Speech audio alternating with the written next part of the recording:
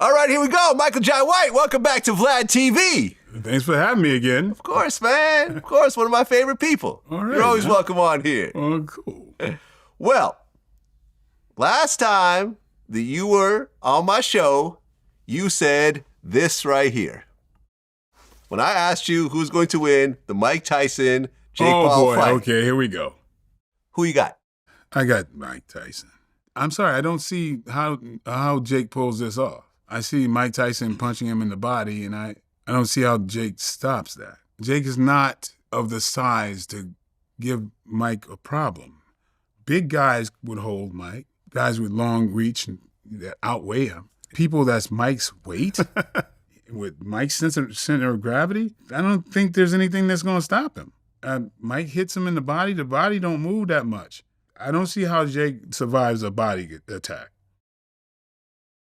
Well, yeah, I mean, I think that, well... Go ahead, talk your way out of it. No, it's I'll not sit back about and get my popcorn. I honestly wish he did focus on a body attack. I really wish he did. I mean, he didn't focus on any attack. What did he throw? Like, well, he a couple dozen punches? No, well, he went to go steal his dome in the beginning. Yeah, first round looked promising.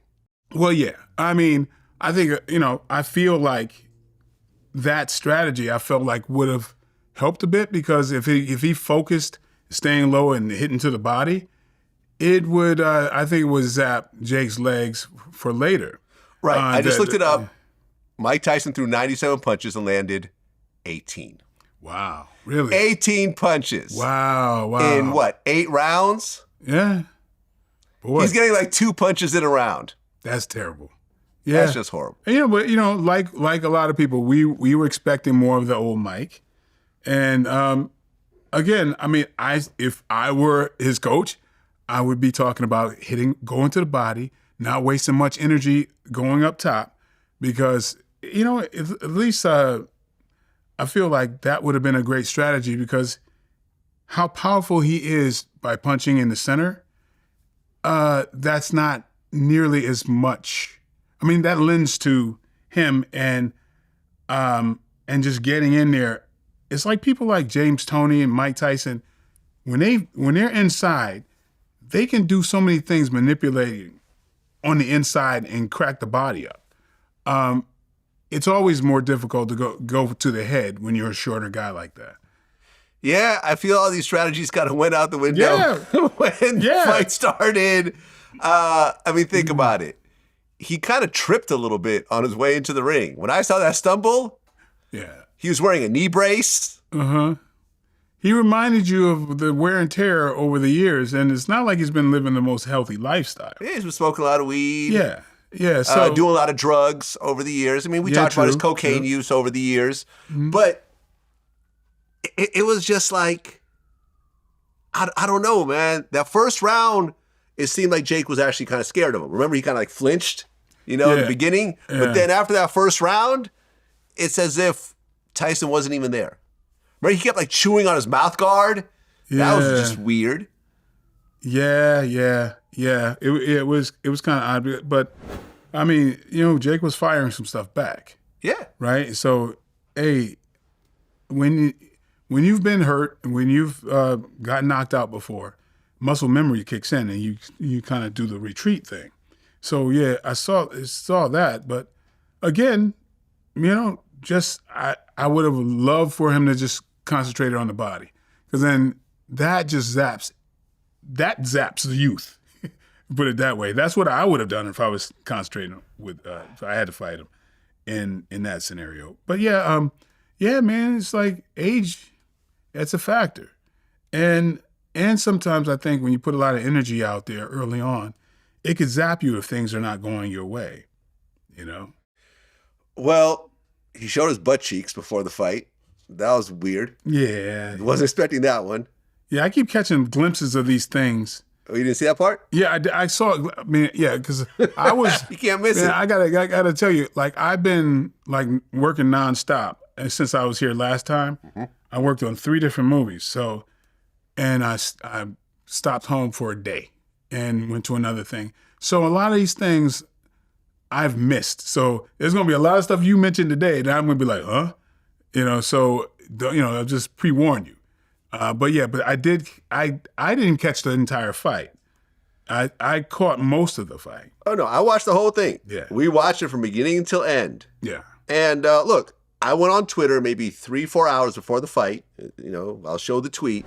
I said, I predict Jake Paul is going to beat Mike Tyson. And then, of course, I got of course you would. You're white. Oh, that's racist.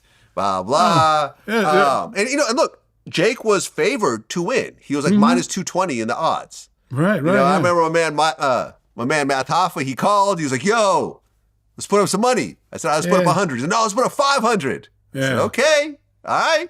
And he paid right after the fight. I got my Cash App. But it was like, everyone wanted Tyson to win. Yeah. But no one realistically thought Tyson would win. They just wanted him. But you actually thought he was going to win. No, if. No, man. Don't change your story now. Yeah, you clearly said in the video that he's going to win. Because I thought he would. I thought that would be the logical. He threw 18. He landed 18 punches. Come on now. In 8 rounds, 18 punches. You might as well just sit on the bench the whole time. But I said if he goes to the body, I don't see how Jake would stop him. That's what I said. Well, right, because Jake threw 278 punches and landed 78. That's like almost 5 times as many punches landed than Tyson. Yeah. And I got to say, man, I've been giving Jake credit for a long time. I've been giving him a lot of credit. And I thought that was really classy how he eased off the gas like that later on. Well, yeah, at the end, he bowed to him. And they asked why he didn't try to knock him out. He said, I didn't want to hurt someone that didn't need to be hurt. I thought that was classy of him. Yeah. People thought that the fight was fixed, though. People are always going to think the fight is fixed. They don't understand how hard it is to do choreography, and that is tremendously difficult in a live audience. You can't stage something like that. Well, everybody wants to believe that, right? It's like, as a person who's done like countless hours of choreography and fight scene stuff, it is very difficult. There are hundreds of punches thrown. So, somebody could react to the wrong punch. Not for Tyson, actually. He didn't have hundreds of punches. Well, combined. Right. I remember seeing something where, of course, it's a neophyte who doesn't know anything about fighting. I saw some clip where Tyson was starting a punch. Yeah. And abandoned it. But as soon as he did this, Jake was already kind of moving. And so Tyson abandoned the punch. And they claim that was Tyson. Oh, he could have landed a knockout blow right there. No. He saw that he was already moving. So if the guy's already moving and I continue with that punch, it ain't going to hit him. He's going to hit me back. And so it's just, but you're going to have people saying something's fixed because they grew up. What did they grow up on? Looking at movies. Right. They look at movies and a lot of my people, I give it up, we are conspiracy minded. They is a big ass word. You know what they do? They said that. Who the fuck is they? It's some mustache twisting, like with a cat, omnipresent person that's like, and it's they. Like, come on, and they don't think it through. Like, why would Tyson besmirch his legacy like that on purpose? But people were also saying that he could have knocked out Roy Jones and didn't. I feel like, and you had heard rumors that they both signed contracts saying they wouldn't knock each other out and stuff like that. I mean, I don't know whether this part, I'm not sure if it's true or not. I don't think anyone wanted to see Tyson knocked out, but I think it could have happened. Yeah, it very well could have happened. Could have happened. Oh, yes. Jake, like, come on. You don't know. I mean, they both threw punches meant to knock each other out. Plain and simple. So any shit you talk about, like a fix, shut the fuck up. Because even the first punch Tyson threw, if Jake didn't he could have been knocked out. And several punches that Jake threw that hit Tyson, you don't know. Sometimes a punch, you knock out somebody with a punch that you don't even feel. Like some of the most devastating punches are punches just thrown just with the right technique that you you're not like emphasizing a lot. So you can't tell what punch is going to land a certain way. And so people don't understand when you throw a meaningful punch. I mean, what if you're throwing a punch to the body and he leans into it? You know what I mean? There's so many things that can happen. But those were punches. There were several punches that could have knocked the other person out, right? And not to script if it landed harder or if the person didn't move at the last second. And you can't practice that shit. Well, I had Ken Shamrock on here before the fight. And this is someone who is a hardcore UFC champion and really knows the stuff way better than I do. Mm-hmm. And he told me on camera before the fight that Jake Paul fighting Mike Tyson is like beating up a guy in a wheelchair. Mm. And ultimately, he was right. Yeah, he ultimately was. Because, I mean, you could see it in Tyson's legs. His legs were awful. Yeah, the legs were straight. Like, right. It wasn't gathering. Yeah, and afterwards, after he lost, he had a statement. This is one of those situations when he lost but still won. I'm grateful for last night. No regrets to get in the ring one last time. I almost died in June, had 8 blood transfusions, lost half my blood and 25 pounds to the hospital. I had to fight to get healthy. To fight, so I won. To have my children see me stand toe-to-toe and finish 8 rounds with a talented fighter half my age in front of a packed Dallas Cowboy Stadium is an experience that no man has the right to ask for. Thank you. So I feel like he's kind of making excuses a little bit. I mean, it was good attitude, but he also used the excuse of, the blood transfusions and everything else like that. I mean, look, ultimately, if he felt he wasn't ready, they could have pushed it back as long as he wanted to push it back. Yeah, I mean, there's a puncher's chance. I mean, that first punch that Tyson threw could have landed. But it didn't. It did. They had landed, but then, of course, just to a surprise, a good punch landed and Jake stuck his tongue out. So you know what I'm saying? So there's that as well. All right? So, yeah, you don't know. I mean, who knows how good Jake's chin is until it's checked. Yeah. The dude has a thick neck and he's getting hit by somebody who's, he doesn't have the ground under him like he used to. A lot of the punches look like they were, it's the difference between if you're getting hit with the ground underneath you or when you're in the air, kind of. So it becomes more of a slap. Yeah. Well, look, ultimately, everyone won in their own way. Yeah. Tyson made $20 million, allegedly. Jake Paul allegedly made $40 million. There were over 72,000 fans who attended, $18 million at the gate. This was actually the 9th highest combat sports gate ever in U.S. history, and the highest non-Vegas combat gate ever. Wow. It set a record for the highest grossing gate at AT&T Stadium in Dallas for a combat sports event. 60 million people watched, to the point where Netflix started to actually, have glitching problems and so forth. He won. Everyone won. Jake Paul won. Mike Tyson won. Netflix won.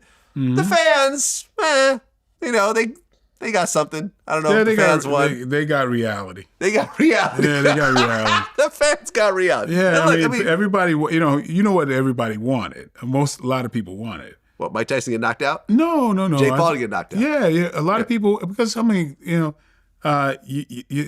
there's a hero that people grew up with. And Tyson. It was like the American dream story. So, you kind of want it to end like the storybooks would have it. Right. Like Rocky knocking out that competitor one last time. Yeah, right? Man, look. Yeah. I mean, Michael Rappaport said that it was a bad look for boxing.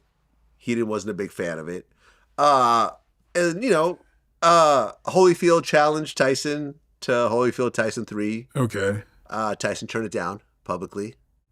I think it's good. Yeah. Holyfield's like 62 now, I think. Yeah? Yeah, he's a little older. Yeah. And what's interesting is that WWE allegedly is planning Logan Paul and Mike Tyson for WrestleMania 41. Okay. And Tyson's done WrestleMania before. Yeah. But not at this age. Right. WrestleMania can really mess you up. No. Hold on. Ken Shamrock. This would be... Listen, Ken Shamrock said that he has hurt himself more wrestling than UFC fighting. I get that, but do you think they're going to wing it? So it's going to be a bunch of like softball kind of. They wouldn't wing. They wouldn't be winging it. This is like if you're doing WrestleMania. It's not like I'm putting anything out there that people don't know. It's not real. Right. So it's like but people still hurt themselves very badly. Well, of course, they hurt themselves in choreographed fight scenes. But not like WrestleMania. No. It's a little different. A choreographed fight scene that you could possibly redo if you see you're coming in bad on it. Hear what I'm saying. Hear to a live audience. You're equating those two guys with professional wrestlers. They are not. Logan's not a professional wrestler. Hear what I'm saying. Isn't Logan Paul considered a professional wrestler? No. Listen. Okay, sorry. Professional wrestlers can go in there, meet each other one time. They're calling out moves to each other. Yeah. They know how to do that. And so in that, they get injured and there's all these different signals. Now, if it's going to be Tyson and Logan Paul, it's not that way. They're not doing that. They're going to be more rehearsed. So that's why it's not going to be very dangerous. And basically that you land is almost like a trampoline. You know what I mean? So them working it out is different. It's total entertainment. It's great entertainment, but it's entertainment. They would be more rehearsed than the average wrestler who knows it and can put it together really fast. Yeah, look, I remember I watched the documentary, the Netflix documentary about the fight before it happened, which, by the way, they used one of my Ari Spears clips without clearing it. By the way, my lawyers will work that Everybody's using your clips. I know, right? It annoys me. Anyways, Mike Tyson, he was like driving around Brooklyn. They were filming it. And some people were like talking shit. They're like, yeah, man, Jake Paul go knock you out. And so he's talking to the camera. He goes, yeah, I talked to my wife and I'm like, yeah, this gets annoying sometimes when I go out in public and people, run their mouths and so forth. And she said, if you ever went outside and nobody noticed you, you'd have a heart attack and die. And he goes, yeah, I think she's right. Because I think that, because people are like, well, why is he still fighting? He's got money. I mean, no one wants to turn down $20 million, but you're risking your life for the $20 million technically, right? Because he could have been killed in the ring, potentially. Yeah, that's true. It's true. It could have happened, right? At 58 years old, after having a really bad medical scare and, I think so he had many factors, man. No, there's a lot that can go. I mean, he's looking bad walking into the ring. I mean, you saw what happened to Muhammad Ali with Trevor Berbick at the end. He got brutalized. Yeah. You know what I'm saying? So it's like he's walking in, he's risking his life. And I think the reason why he's doing it more so than the money, because he's got money these days. Tyson's already rich. True. Yeah, absolutely. I think he just loves the public attention. He just loves it. He doesn't want to let go of it. He wants to hold on to it as long as possible. Because when they even asked him, if this is his last fight at the end, during like the post-fight workout, he said, I don't know. Maybe. Yeah, I mean, so he might actually get in the ring again. Yeah. I hope not. Yeah. But maybe. Well, it depends on who he gets in the ring with. I mean, he could get in there with Holyfield again. I think Holyfield would mess him up. I don't know. Holyfield's in great shape. I interviewed him recently. Did you see Holyfield's last fight? No. No, you didn't. No, I did not. Yeah. So he lost? Well, to Vitor Belfort. Oh, the UFC guy? Yeah. Oh, yeah, I missed that. He was knocked out by Vitor Belfort. Oh, he got knocked out? Yeah. Well, Vitor's a lot younger than he's younger. But still, it's not... I mean, so you're talking about... Vitor's 47. 47 is not very young. No, but 47 now. How long ago was the fight? A few years ago. So he was like maybe 44? Yeah. And that means that Holyfield was the same age as Tyson is now. Okay. He's 58. Yeah, so you got Holyfield being older. There's things that balance out. I mean, so there might be, and if you go 2-minute rounds, you got 14-ounce gloves, that can resemble more of a sparring match. You know what I mean? So that could possibly work. Yeah. So there's a realm of possibility. Final question about this topic before we go on. Do you think Mike Tyson should ever get in the ring again? I would just kind of answer that. It can. I mean, like I say, with Holyfield, with Bo or something, I would hope they could do this and with a smile on their face and do it as an exhibition. I think they've more than proved themselves. Why not have fun? You know what I mean? I will pay to watch them spar. I will pay to watch them spar. And I think the rest of the world will too. And so and that's one of the things, Tyson not doing it for the money. He may be doing it for just because he is of the spirit of getting training for something and having something to look forward to. I think of myself in that same way. That's why I was doing the 30-man fight and all that stuff. It was like I miss sometimes having to train for an event. I get to do that for movies, get ready for something, and it excites me. And I like to spar. I know I'm training with somebody great. I like to look forward to that. And there's that competition, and really you're competing against yourself. And so with Tyson, I love his attitude. I love the positive attitude that he had at the end of this. So because he got himself in shape that he might not have ever gotten himself into if not for this fight. There's a lot of positives to be extracted from this. So him doing it again, training and continuing to stay on a healthy kind of lifestyle for something, that's great. I like having benchmarks my entire life. I mean, I'm going to want to do something at 80 that I'm going to get. I don't care if it's a marathon or something.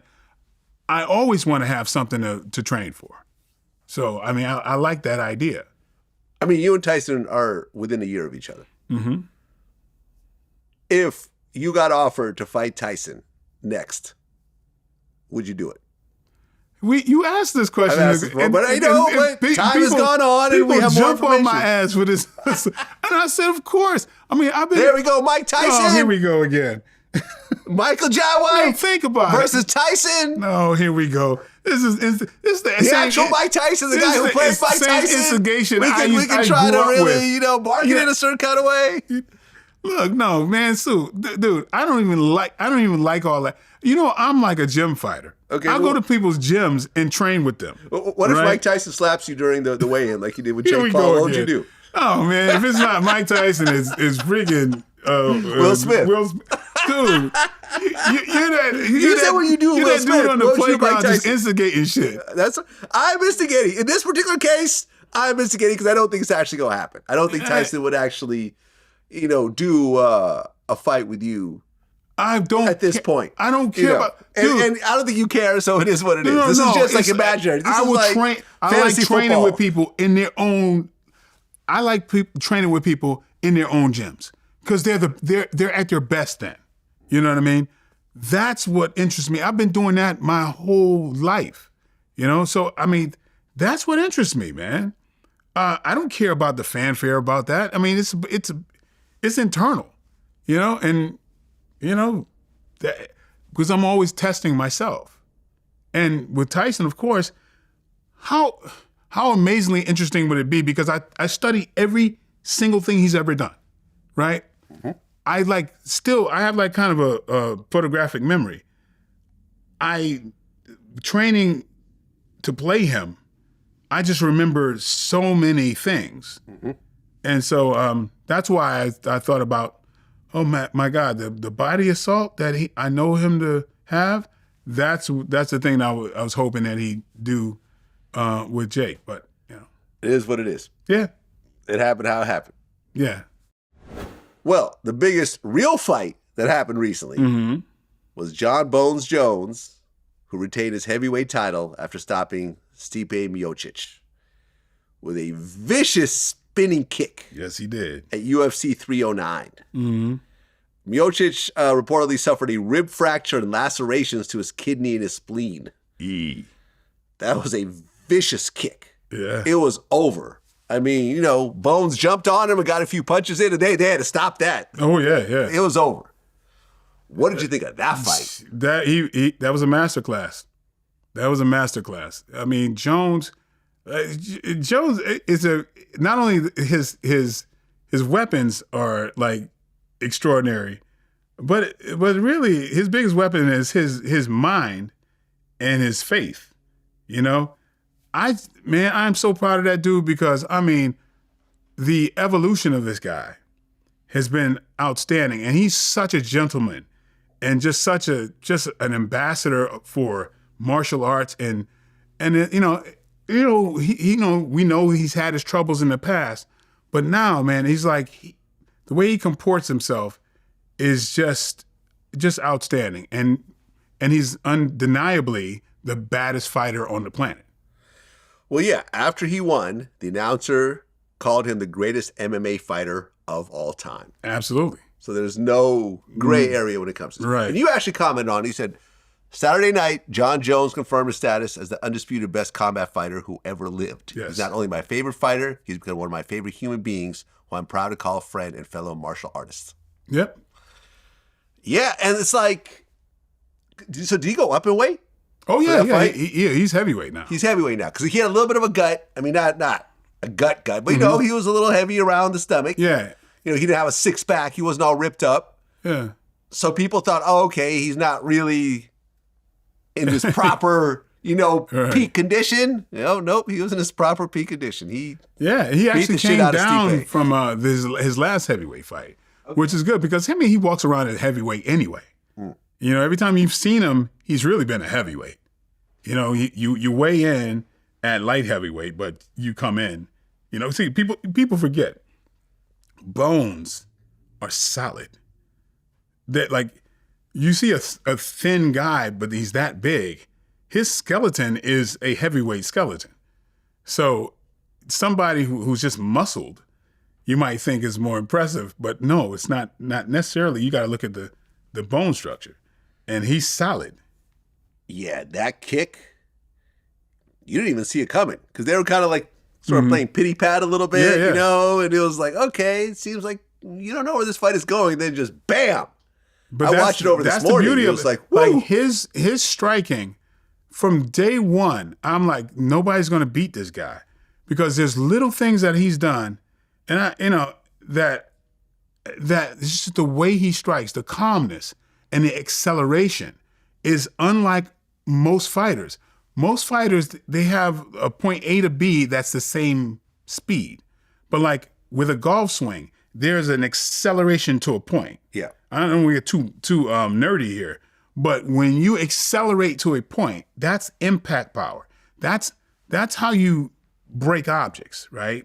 Anybody who knows Tamashari, like there's a way that you know how to strike to break something, and it's not the same way as most people move.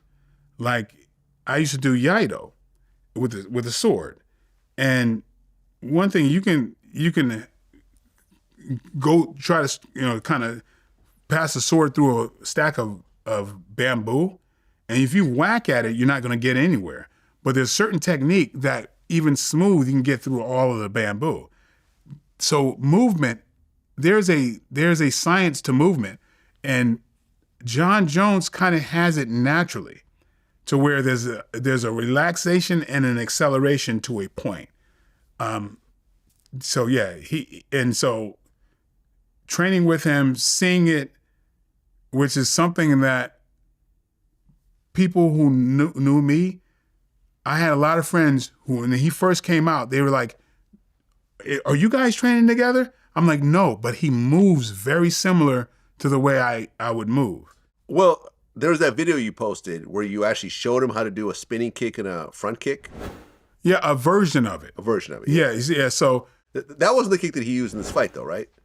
Yeah, in my opinion, yeah, that's exactly what happened. You taught him to do the kick. I'm not going to say that, but that's going to be the title. No. I taught John Balls Jones that knockout kick. I shared with him some techniques. I'm joking. I shared with him techniques. Okay, but you're saying it's similar to the kick that you showed him.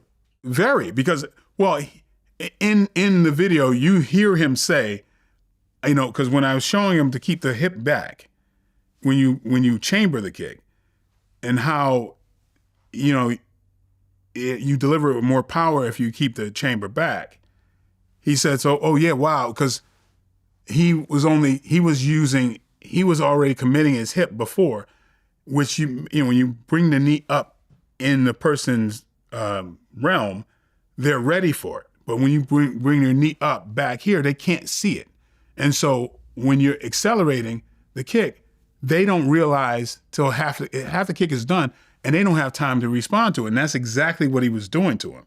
Now, whether he kept that up or, because I know he recorded, in the video, you see him recording me. Mm-hmm. And he said, wow, I always bring the knee up like that, which is the way that was wrong. I mean, he says, and so he started practicing it, like chambering it back. And so when I watched him do it, I'm going, he mastered it. That's exactly what we were working on. And the spinning kick is a thing to where it's like very, martial art nerds will see what I'm talking about, is that he used to rotate his shoulders completely before the kick came. But if you preload the hip and you rotate the kick and the shoulder comes at the same time. So it gives the other person no time to react to it. So martial arts nerds, you know what I'm saying. And so when he landed it, it was the same way that we practice it. Now, maybe he started practicing it, and when he went to the Taekwondo school and he kept going, maybe he might have been bringing that along with him to where the rotation of the shoulder and the kick land at the same time. But I was teaching him that, and it's actually the same kick I taught Uriah Hall, and he knocked out Gegard Masashi with it. And he's on YouTube and he talks about that. He did YouTube and a few other places he talks about it. But it's you got to kind of be into the martial arts deeply to really understand those little things. Now, I feel that John was doing that, and I'm just whether he remembered or not, but it was as per practiced at his house. Well, you said that he was the fastest learner you've ever dealt with. Absolutely the fastest learner. So he just got it, just bam. Yeah, and I wasn't that surprised by it because, I mean, he's gifted. That's one of the things. I was gifted.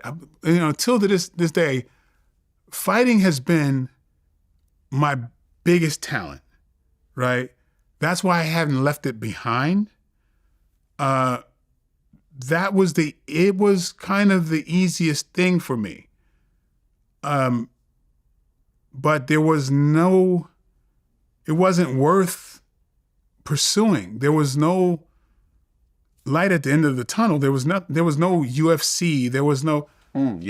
So for me to test myself, I'd seek out fighters. But there was boxing. There was boxing back in the day. You could have gone the path of traditional boxing. Why? I wasn't a boxer. You weren't a boxer. Yeah, I mean, and so fair enough. So yeah, so with the martial arts, I mean, but then I boxed with professional boxers for years, So, so for me, testing myself was to get with the best boxers I knew, best wrestlers I knew, best martial artists I knew, and train with them in their dojos. And I think I count over 25 to 30 champions that I've trained with at their dojos. That means more to me for me to get better, So going out to any competition, who gives a shit? I'm not doing that to appease an audience because it's very internal. It's about me becoming better and testing myself. It's not to impress anybody else. Well, one of my VladTV YouTube members, L Kane 619, had an interesting question. Mm-hmm. He said, what do you think about Jon Jones picking his fights at this point in his career? Because everyone thinks he's ducking the number one contender, Tom Aspinall. I mean, John's account is accurate. Tom Aspinall's new. There was a lot of new people that came and went, okay? Tom Aspinall is very talented, but if he's talking about legacy, I gotta say, Alex Pereira is a 2-division champion. Tom Aspinall has the interim championship, but I mean, yeah, I gotta say, yeah, legacy wise, Pereira is a good fight for him. Yeah, but I looked it up just to make sure. Tom Aspinall is the number 1 contender right now. Yeah, heavyweight contender. Yeah. Yeah, he's got a record of 15-3. Mm-hmm. His last fight was a TKO against Curtis Blades. Yeah. This was back in July. I mean, do you think Tom Aspinall and John Jones will actually fight? I think they will. Okay, so if that happens, then no one can talk shit anymore. Right? Yeah, yeah. I think they will. And I dare I say, I think John has gotten better. he shut out the longest winning heavyweight champion there was. He shut him down. And I'm talking about, like, when I talk about that, those untelegraphed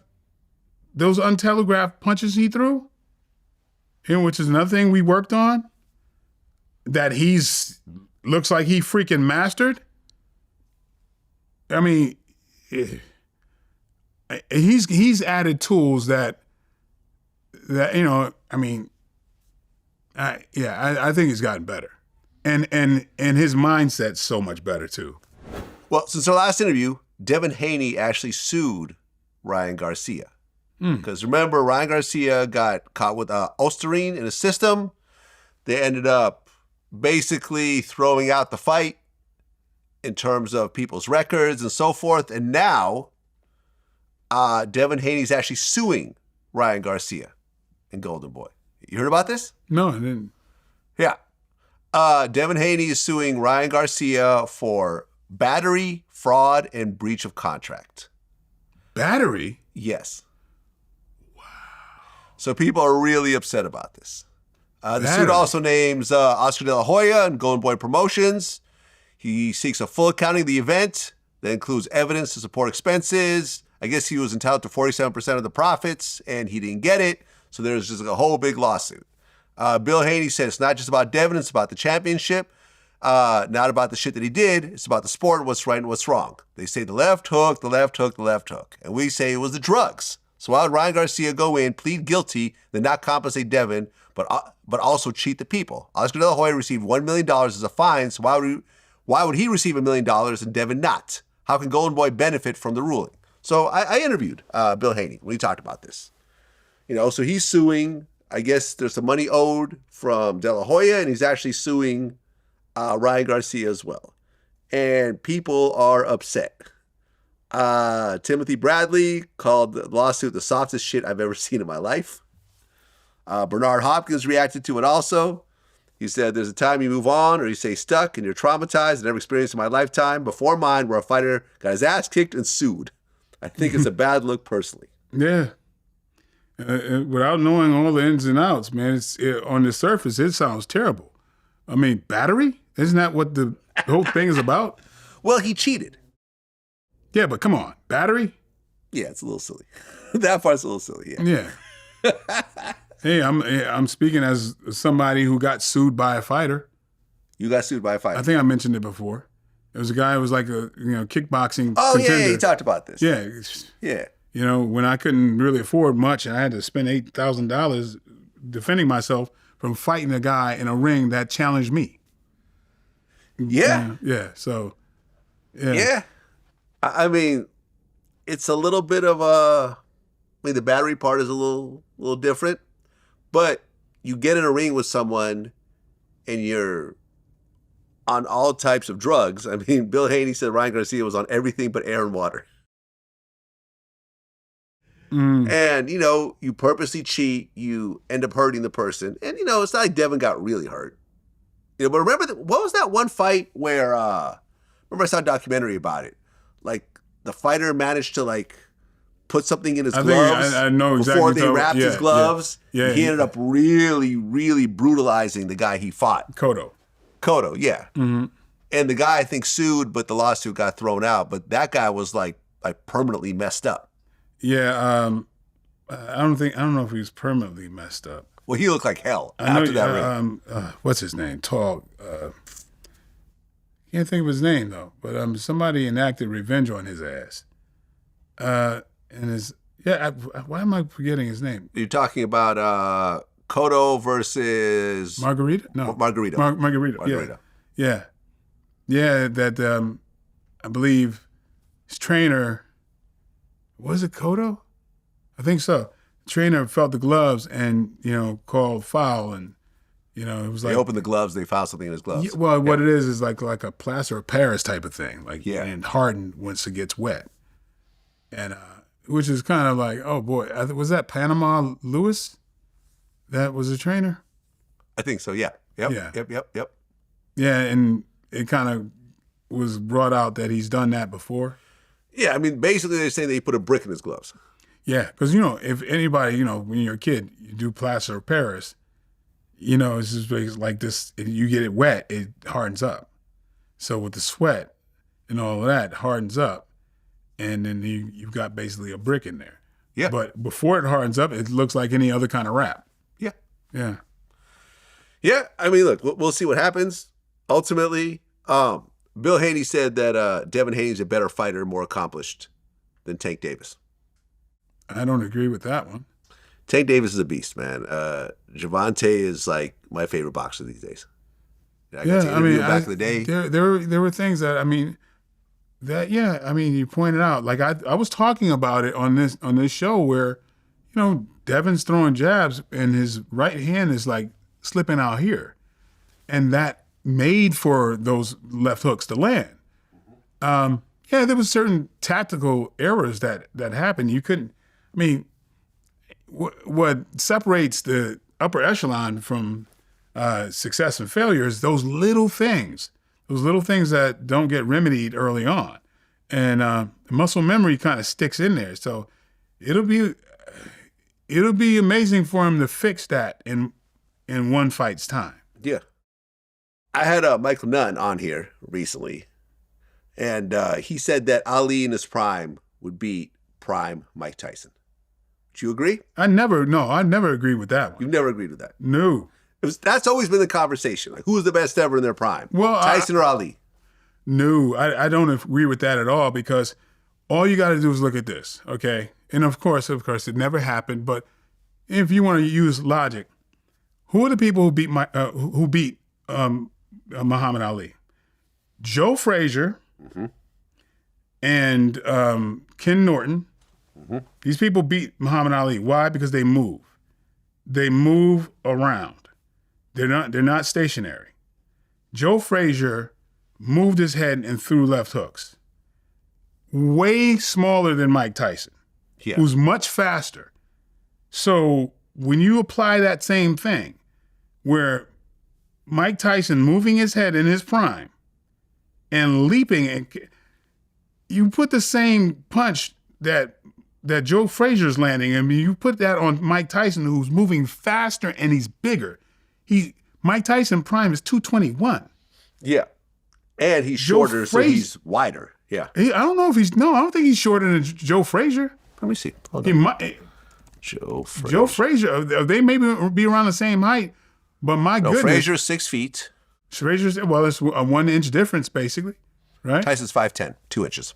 Maybe. Okay. So, but still, Tyson's mobility in my opinion, would have given Muhammad Ali a big problem, because Muhammad Ali is used to teeing off on guys who stand still or just move traditionally straightforward.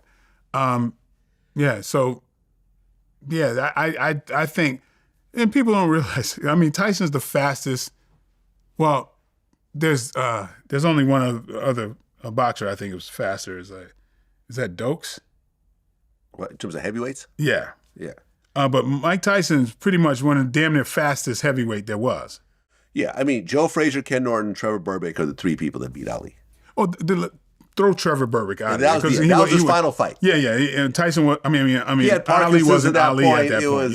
It was a risk. But the mobility gave Ali a problem, and because Ali didn't body punch at all, he only head punch. He only punched to the head, and you're Yeah, so it would have been, I think it would have been a very tough fight for Ali to fight Mike Tyson.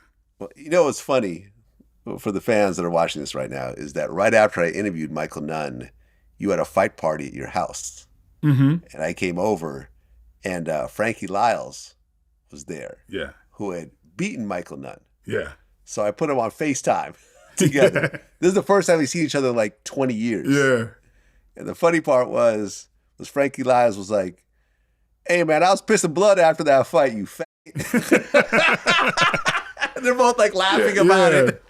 Like, I fucking hate you. Like, yeah, I think I was at that fight because Frankie Lyles was one of my best friends. I got to bring him in, man. Frankie's gonna, hopefully we get him in next. I used to be at fight camps with Frankie. That's how. I mean, because Frankie was in the same like boxing leagues with Mike Tyson, and that's how Frankie put me and Mike together while Mike was incarcerated on the phone and whatever. So I mean, I've been training with Frankie for years back. That's why I got a chance to train with, Tommy Hearns and all these great fighters back in the day. And became like really got my boxing way up training with Frankie. Well, Michael Nunn has a very interesting story because he's a 3-time champion, had a great career.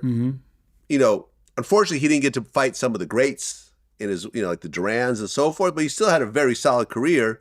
But then once it ended, he started selling cocaine. And ultimately, he got busted buying a kilo, and he got 24 years. Wow. Ended up serving 16. But that's a hell of a blow to go from you're a beloved worldwide celebrity, one of the best athletes of your generation, to suddenly be in a cell for 16 years. Yeah, but man, a lot of boxers, they straddle that fence, man. There's I talked about this before, man, the lifestyle. You're right there with the goons, right? And I mean, you love them. I mean, you come up with them. You got in trouble talking about this with Mike Tyson. Yeah. Right? That's exactly what I got in trouble with. You're right. I said, what makes you attracted to these street guys? Like, what do you mean attracted? I said, but those are your people. Yeah. Those are your people. And there's people, there's warrior mentality. There's people, like some of the goons or the street cats, they're the most loyal human beings on the planet. Like, if given another set of circumstances, they'd be captains of industry elsewhere. But as far as your heart and going through like what it is to be a real man, you got to be challenged by something. You got to go through the fire. And a lot of these people in life are people who are just some of the most solid people I ever encountered. So there's a love there that you connect with. But a lot of boxing is straddling the fence. The people, some of the closest people are in that life. I mean, that's something I had to deal with because, dude, I grew up with folks like that. You know? I just want to say this, though. And this has been my latest rant when it comes to doing interviews. At 51 years old, I've experienced this myself. I had to catch myself throughout the course of my life because you're right. It's very exciting to hang out with certain people who are still in the streets and still living on the edge and everything else like that. I get it. But the reality is, and I stand on this, if you are a successful person who's legally making money, there's absolutely no reason for you to ever be associating with active criminals at that point in your life. I'm not talking about people who had done crimes in the past that have turned their lives around. I have extremely close friends who are like this. I'm not talking about that. I have close friends that did a lot of prison time. I have friends who have killed people, and so forth. I'm not talking about people that have turned their lives around. I'm talking about people that when you go meet with them, when they leave, they're going to go do a crime somewhere. Those types of people. And you know that because these are your friends. You should not be associating with people at that point in your life because something they're doing is likely going to rub off on you. Whether you're going to be tempted to make a few extra dollars with them or whether something they're doing is going to drag you into that situation somehow. And next thing you know, you're facing a whole bunch of nonsense because of something they did that you're not necessarily involved in. You disagree with me on this? No, I disagree. When I go to your house, no. When I go to your fight parties, I see no active criminals. How would you know? How would you know? I get to know a lot of the people at your house. I have conversations. These are actors, former athletes, bodyguards, and so forth. I don't know any of them that are still getting arrested or anything else like that. Yeah, you don't. We don't know. Like, shoot. Let me say this. Okay. All right. Of course, you don't put yourself in jeopardy. You're not going to hold a bag for somebody, right? Or sell drugs after your boxing career ends. No, but like Michael Nunn. But if he didn't have friends like that, he would have figured out another way. I've had a lot of friends who I've helped get out of that situation. Okay. And I'm never going. My friends are family to me, right? So it's no way I'm going to turn my back on them. I'm not going to jeopardize my family, but I'm going to give. If there's been times where I worried about if somebody is tapping the phone, because let me tell you, man, the way I came up. It oh my goodness. There were conversations where, when I was teaching karate in the hood, right? I had my own class when I was 15. People didn't know I was 15. They thought I was in my 20s. But I had 200 and some odd students. And I remember one time, I think I told you, I was at a club in New York. I was an actor and whatever. Next thing I know, this whole troop of cats come up to me. And here's some dude all blinged out and platinum and everything else. And I'm like, man, I'm in this booth that the club owner gave me and said, you got this booth to yourself. I'm like, okay, I don't drink or whatever, here I am. But then here comes this clear hustler cat walking up to me. I'm going, man, is there gonna be a problem? Am I in this man's booth? He's trooping in here with like 12 dudes. I'm like, is there gonna be a problem? And he comes up to me and goes, Sensei, man, and he opened his arms, he hugged me. He turned out to be one of my students, right? From way back in the day. And I'm like a father figure to him. And I'm like, oh, shoot, you was, and you had your little brother, I don't want to say his name, and he looked at me like the only father figure he really had. And so he followed my career. He was very emotional about it. We kept in contact, and eventually I connected him with people who cleaned his money up, and he's living. You just told on yourself, but okay, go ahead. Well, I didn't say no names, but I would do it tomorrow. But let me tell you, yeah, man, I understand these people. Like, I'm not, of course there was some crazy things where he called me. He was like, yo, this is going down, and blah, blah, blah. And I'm like, oh, shoot. Like, and you're possibly on a tap call. Right. But listen, but put it this way. I disagree because family's family. Even if my son, okay. I'm not talking about your kids. No. You make exceptions for your kids. You have to still take care of them, even when they're adults. I get it. Okay. I get it. I'm not talking about, look. You know about my son's situation. I do. Rest in peace to your son. Exactly. Yeah. So I ain't going to turn my back on them. I'm not talking about your kids. Mm-hmm. I'm talking about your friends. Look, I don't know how many times I've gotten in the car with people that had illegal guns on. Yeah, but see, that's in retrospect, I realize how stupid it is. If we got pulled over and they dropped the gun on the ground, suddenly I potentially have a gun charge. Yeah, but because they're not going to claim these are extremes, Vlad. But these are not extremes. These are the way people function. Certain types of people carry illegal guns on them, right? Uh-huh. We all have friends like this. I have friends like this that I keep at a distance. Yeah, but nobody's going to do that around me. You might not know they have a gun on them.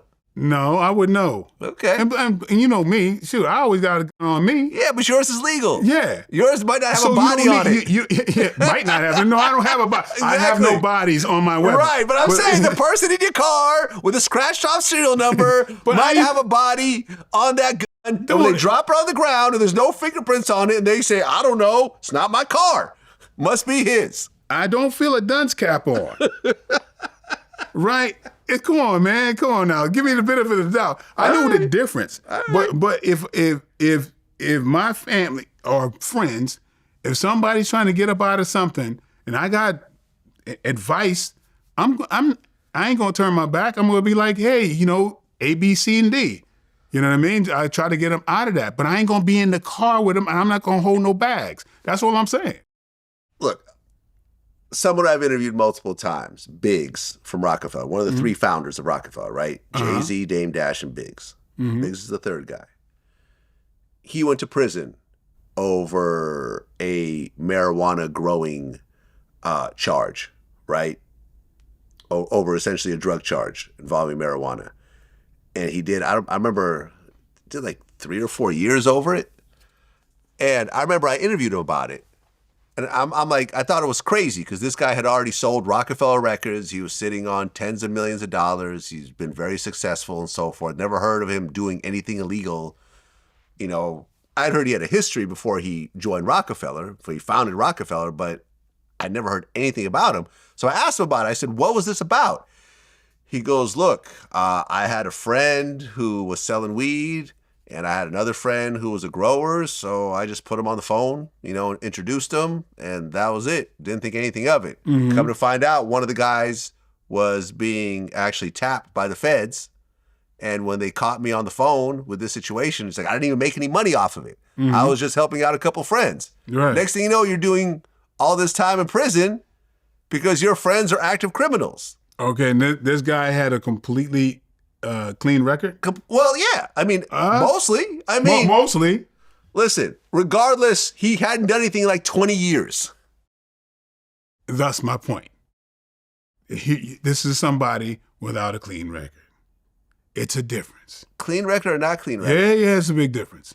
The fact is that he was not actually doing crimes. He was just helping out a couple of his friends who were still actively criminals. I absolutely hear you, but I asked that. And he went to prison and did multiple years over this situation. Yeah, look, because it's hard to prove that you're innocent when you got a record. Look, you have this other situation right now. One of the biggest things in the hip hop world, this guy Lil Durk, right? He and 5 co-conspirators are now in federal holding facilities over a murder for hire plot, right?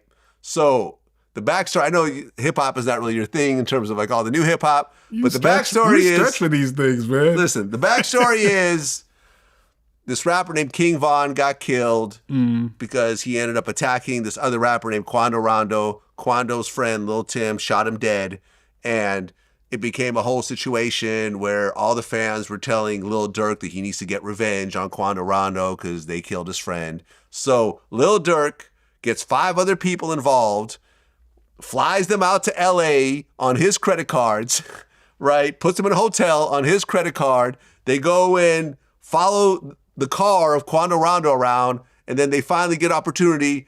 They jump out of the car, shoot up his car. Quando doesn't get hit. His cousin gets killed. And now all 5 of them who are involved in this are facing life in prison over murder for hire, right? My thing is that if, you know, Lil Durk is like a top 10 rapper. He probably makes $500,000 a show. He does arenas, right? He has songs with Kanye. He's got songs with Drake. He's got songs with everyone. He's a top rapper. But because he decided to surround himself by a bunch of street guys who are known to shoot people and kill people or whatever else, he got into his head that he's going to be involved in a murder for hire, right? If he had regular friends, none of this would have happened. If he had regular friends, he might not have ever happened. So, I mean, listen, there's all kinds of different things, okay? Yeah. All I'm saying, okay, the way I came up, your people are your people. You know, luckily, I got past all of that. You know, I used to be straddling that line.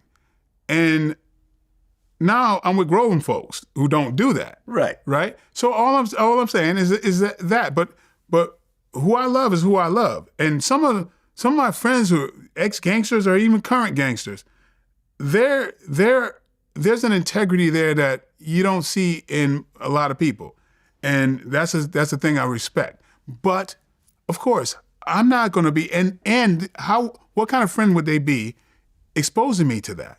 See, I got grown folks that would never do that, really. So, I mean, I think there's nothing to really worry about because I'm not going to jeopardize my family whatsoever.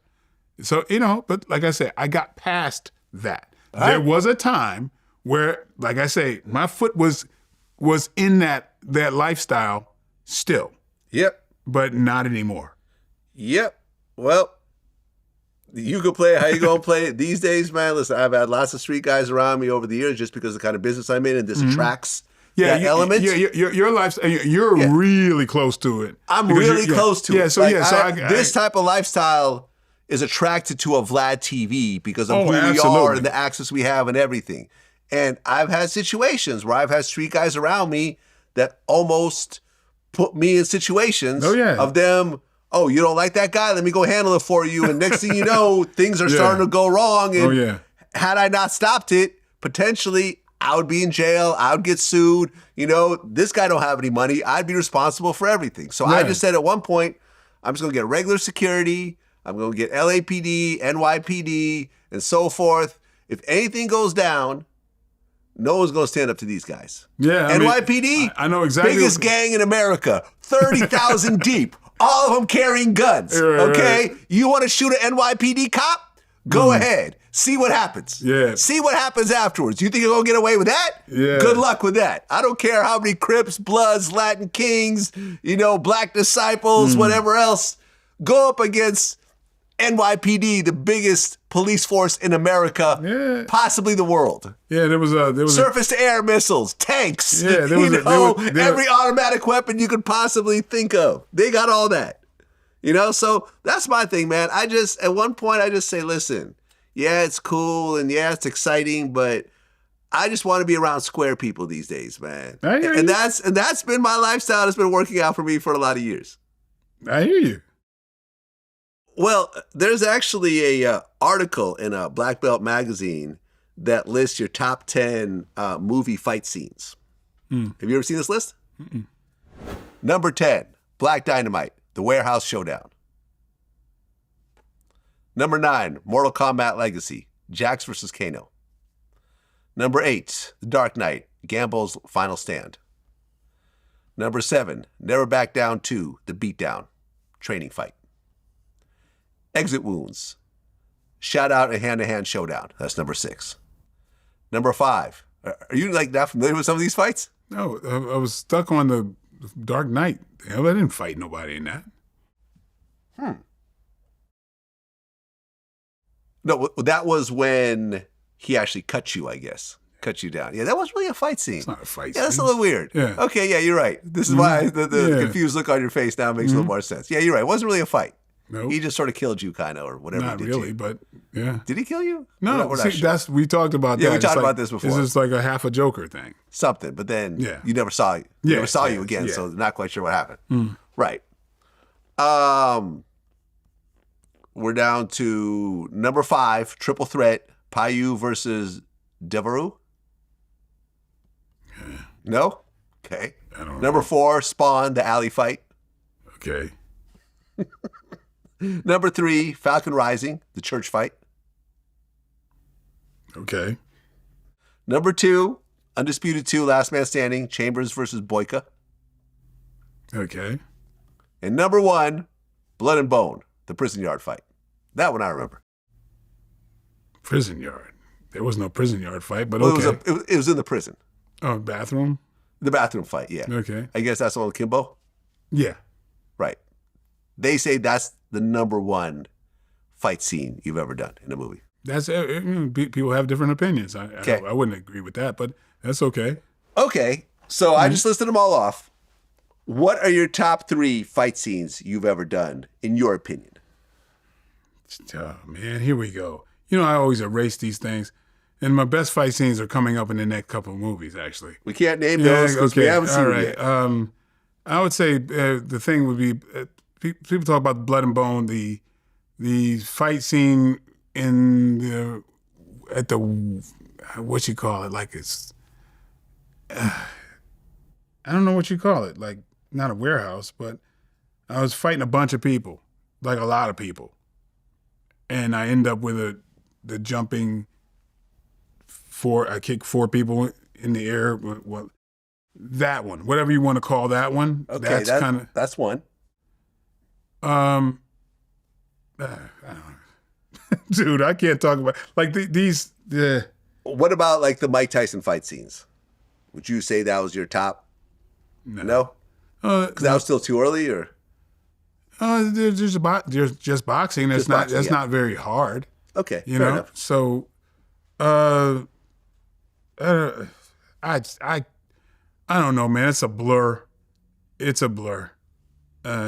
You've never done a fight scene and you saw it and said, wow, I really did my thing in this scene. No, I'm the opposite. I'm like, I wish I could have done this better. Okay. Yeah. I'm terrible at this. Any of the ones that I mentioned, or any of those in your top three? My top three. Damn, I'm terrible at this. Dude, I can't tell you. You've done too many movies, man. Yeah, I can't think. I don't know what my favorite one. I can think about what people tell me, and it's usually Blood and Bone. That one I mentioned. Mm-hmm. I keep putting a lot. Okay, it's got to be one of the Never Back Downs. Because, one of my favorites personally is Never Back Down 3 when I fight the dude that's talking shit as Cobra. I'm doing kata, these movements on the side and just training, and the guy talks shit, and then he's clowning me for what I'm doing. Then he challenged me to get in the ring, and then I do the same moves on his ass. So that's a fight scene I choreographed that was a love letter to traditional martial arts. Because, for years, I've been showing a lot of MMA fighters what the effect of traditional martial arts is. Because a lot of people hate on the traditional stuff, but then they don't have, a lot of the MMA guys don't have technique that could help them, So personally, that's one of my favorites for that reason, because I'm showing stuff that actually does work. And then it probably would be another one of the Never Back Down things, because those are the things, I wrote those movies and I directed those movies, wrote them, and starred in them. Okay. So those things I didn't realize that. Okay, that's what's up. Oh, yeah. If you look at it, directed by, it's me. That's what's up. Yeah, just like with, yeah, so, yeah, I know I'm forgetting something. I'll drive home and be like, I should have said that. But, I'm not thinking about that stuff, really. Well, Denzel Washington, he recently did The Equalizer 3. Mm-hmm. Did you see the movie, by the way? No. Okay. No, I didn't see it. I saw the first one. Denzel's 69 years old right now. Oh, is he? Yeah. Who's the other one who's notorious for this? Liam Neeson. Liam Neeson. Liam Neeson. He's 103 years old and still doing boxing movies and MMA movies and so forth. Yeah. I'm joking, but yeah, he's still, I think he finally announced he's going to stop doing action movies. Okay. Yeah, hold on. Let me see Liam. Yeah, I don't tune in for a lot of those movies. Liam Neeson is 72. Yeah. Yeah, I have watched I really like Liam Neeson. Yeah, I do too. Yeah, because it's really just like when Clint Eastwood was still doing stuff until recently, but it's still his it's his presence. Yeah. And I believe it's the same thing with Denzel. There's a presence there. That it's an alpha male presence that you don't see very often. Well, recently Josh Brolin, he did an interview where he talked about almost getting into a fist fight with Denzel while filming American Gangster. Mm-hmm. You heard about this? No. Okay, so he basically said that while filming, Denzel wanted to change the structure of some of his lines. Not really change the lines, but just change the way they kind of came together. Mm-hmm. So he said, it wasn't that many lines, mostly mine. And, I'm supposed to be super confident. It's Denzel Washington. It's not easy. You're just this actor trying to try out, at that point. And he forgot a line. And he put his hand on Denzel's shoulder and said, "What's the line?" Denzel smacked his hand off and said, "Don't fucking put your hand on me." And he was like, "Holy shit, I'm going to scrap with Denzel Washington. This is crazy. We're not actors anymore." At least in my mind. In his mind, he was just doing his job. And he basically said later on, he kind of realized that Denzel was sort of in the character, Frank Lucas. Oh, okay. And so forth. And after he said, "Are you okay?" And he was like, "Yeah, you?" He said, yeah. He said, yeah, can I get my line? He said, yeah, go for it. Right, yeah. And then they just kind of worked it out. But he said at that moment, there's almost a fist fight between Josh Brolin and Denzel. Yeah, I think Denzel puts himself into these things, and he kind of probably, because I mean, you think about it, it's like the coincidence that he has similar lines in a lot of movies. You know, like, you know, get your hands off me.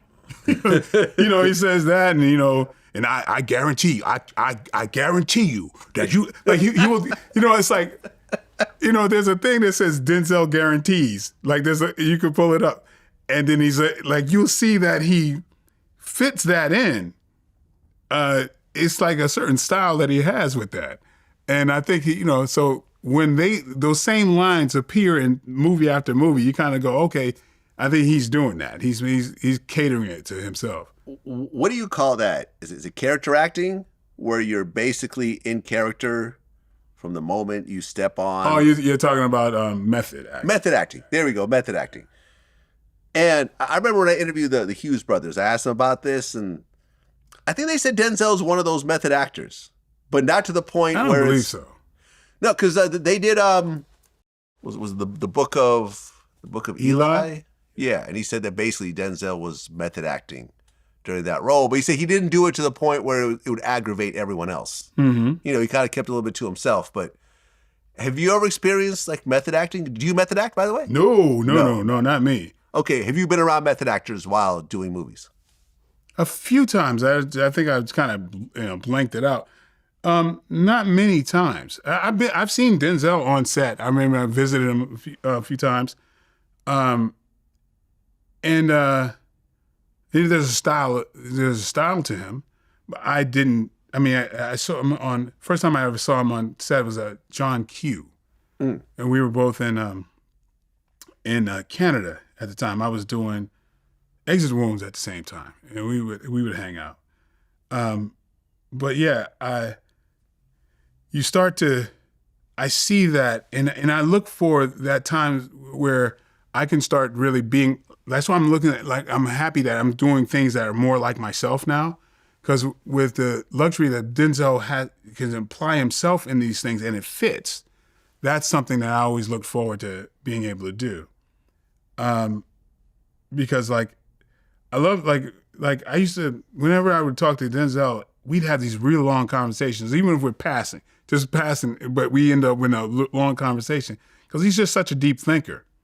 And, but one thing I really enjoy to him is that, you know, he has that thing where he could make 1 and 1 equal 5. and in Training Day, it's just so cool. Like, cause that's the guy that I encounter like that, you know, and he's another person that, you know, they tell you this and they, you know, he's like that they thing, but he can manipulate things and it's just so seductive. And that's what he brings to his character is fascinating.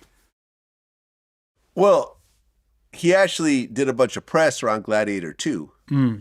And he said that he actually kissed a guy in the movie. You heard about this? No, I haven't.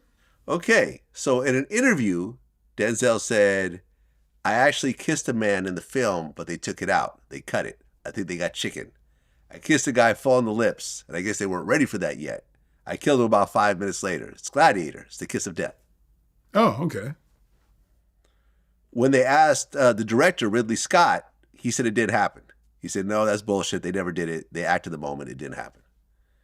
So Denzel saying one version, Ridley Scott saying another version. Either way, it got cut out. Okay.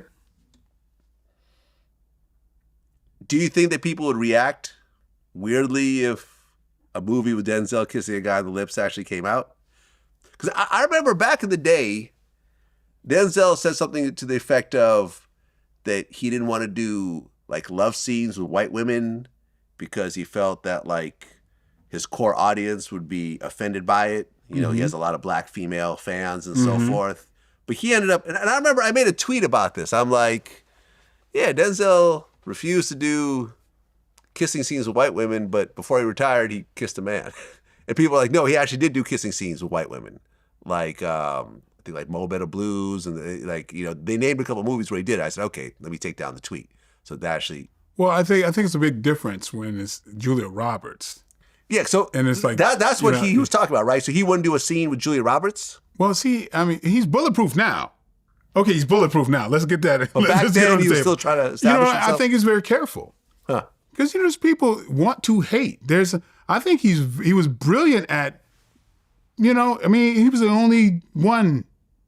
And he wasn't giving somebody a reason to oust him. Because these decisions are made by powerful people who have the wherewithal to I don't know, just to shift things and go, no, let's not go with Denzel, let's go with so-and-so. Right, this is the Pelican Brief. Right, yeah. Pelican Brief that he did with Julia Roberts. Yeah, I mean, so people, if they're uncomfortable, if there's some powerful older person that is off-put, just with a stroke of a pen are saying, no, let's go Keanu Reeves on this. Yeah, those are those possibilities. Yeah. Or whatever, I think he's very astute to where, and that when a black man makes a misstep, there are people waiting to pounce on him. Because my brother Jonathan Majors, let me tell you. Yeah. Yeah. I mean, you see what happened to him. So I actually looked it up. So in an interview with Julia Roberts in 2002, she talked about the whole kiss, right? She said, I've never taken so much shit over the years about not kissing Denzel in that film. Mm-hmm. Don't I have a pulse? Of course I wanted to kiss Denzel. It was his idea to take that damn scene out. There's no. And she said the reason was, no risk to her. She said the reason was that Denzel didn't want to alienate the black women who loved him with an interracial kiss. That's a better way for him to put it. You think that there's no component of racist society who would freak out that he's kissing America's sweetheart? Right. So he talked about it at one point. point. So, of course, he's smart. Right. He should have said it that way. So he said, black women are not often seen as objects of desire on film. Mm-hmm. They've always been my core audience. Yes, exactly. That's what I'm saying. But there's an and there that he's not mentioning, which is great. That's politically what you should say. He's a smart man. That's what you speak about that part. And just ignore the racist part of that. Mm. The racist part of, we don't want you to be kissing on America's sweetheart at that time. Right. Jim Brown. Do you know who that is? I know who that is. Okay. You want to talk about 100 White Rifles and Raquel Welch? Do you think nothing occurred from that? Right. I know that story. I know what you're talking about. Mm-hmm. So I guess, there's a little more to this. Is it a quote from an issue of the Weekly World News in 1998 partly backs up the story with his co-star, his Virtuosity co-star, Lynch, basically said that Denzel felt strongly that white males, who were the target audience of the movie, would not want to see him kiss a white woman. Oh, when did he mention that? There's that too. He mentioned that? Yeah. He mentioned that to someone he'd done a different movie with. So basically, there was a whole thing of that was alienating my black female core audience, and also don't want to piss off the white guys because I'm kissing a white girl. Yeah, yeah. I guess, I guess these days it doesn't matter as much. Yeah, it's different now. I do believe it's different now. Yeah. And look, Denzel says that he's planning to retire in the near future, and he said that one of his last roles is going to be in the third Black Panther film. I heard something about that. Yeah. Need to get you in it, man. They haven't reached out to you about Black Panther 3? No. Too bad. I don't know who knows what the plot is. I mean, there's no. I don't know either. Yeah, the star died, so you got to find a new Black Panther at this point. Well, I thought it was a woman in the second. Oh, one. So it's gonna be a sister? No, I didn't. I heard that there was a woman Black Panther in the second one. I didn't see it. Yeah, you're right. I mean, his sister was a major character, but I don't think she was Black Panther. Okay. Yeah. I don't know. I mean, I hope they do it. Yeah, man. I hope there's a Black Panther 5, man. Yeah. I just the craziest thing. It's like I just realized I hadn't seen it. Oh, okay. Yeah, I forgot why. Like I think I was out of the country. Have you watched the new Joker movie, Joker 2? No, I was warned already. My daughter was I like, watched it. I watched it. Everyone bashed it. I remember I had Ari Spears on it. He felt that they gayed up the movie because it was kind of a musical in a way. Yeah. I mean, there was like kind of singing routines throughout. Yeah, nothing I about actually that. kind of liked it. I thought it was creative. Okay. They had Lady Gaga in it.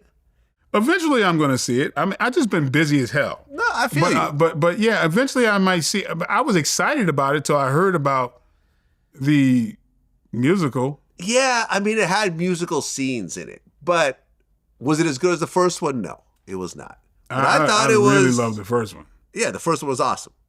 In fact, I remember Michael Rappaport, when I had him on the show, he felt that the first Joker movie was better than The Dark Knight, which is what you were in, right?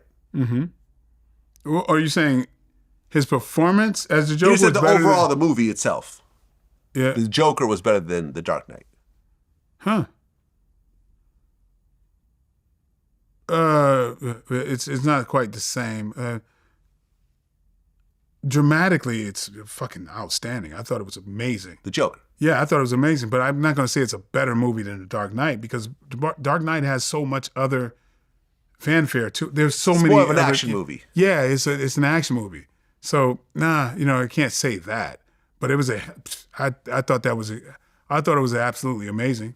Yeah. Yeah. You haven't watched the Penguin series, have you? Not yet. I'm trying to. Yeah. Oh my God, it's so good. I heard. My God, it's so good. And not only is it so good, but like oftentimes when you have these like movies or series where there's sort of a villain as the main character, you kind of like the villain and they kind of make this likable villain, which, they sort of do a little bit in The Penguin, but then he does things that are so despicable. Don't ruin it. I'm not ruining it for you. I'm telling you, I'm not going to say what he does. But throughout the movie, he does things that are so despicable and evil that you're like, oh, I just can't like this. You're ruining it for me. I'm not ruining it for you. You don't know what I'm talking about. You have no idea. I'm going to expect it now. Oh, you expecting a plot twist? Oh, okay. Well, shoot, I'm like, oh, he's about to do something despicable because you won't know when it happens. It'll hit you out of nowhere. But I know you won't see it coming. Okay. So that's when I'm going to expect it. Thank you. I feel that The Penguin is the best TV series of 2024. Wow. I'm hearing nothing but great stuff. There's been some good series this year. That right there, it's going to sweep the Emmys. Wow. Guaranteed. I look forward to it.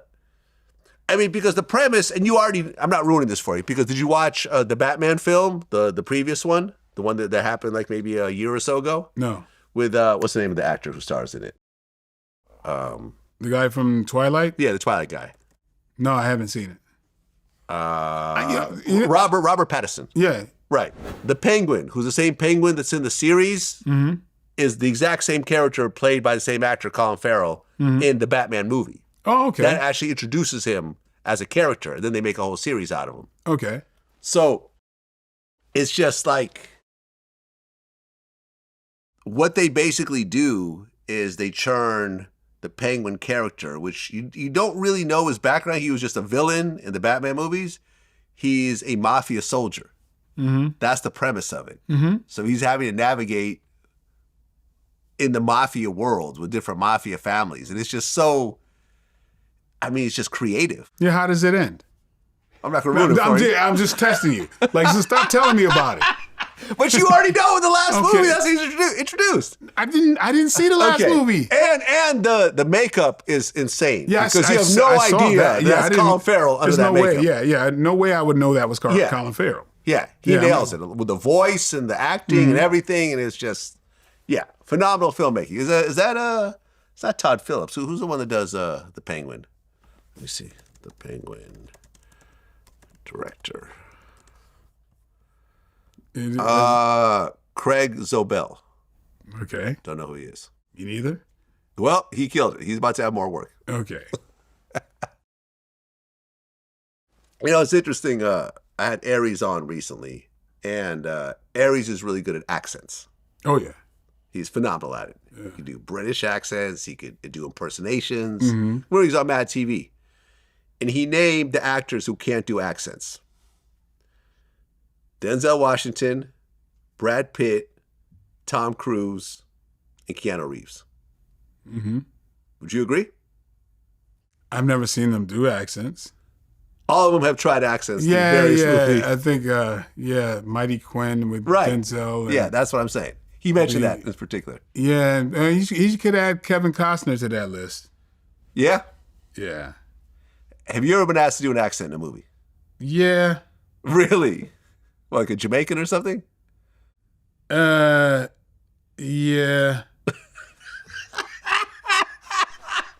Yeah, I can see the wheels turning right now. Yeah, I'm gonna say what movie was this? Yeah, I don't know. Yes, Jeez, you I do. can't remember. You're lying to me right now. You know exactly what movie. Let me see if I can Google this. Nah. But like, yeah, I mean, I've been asked to do accents very much. No. What are you doing?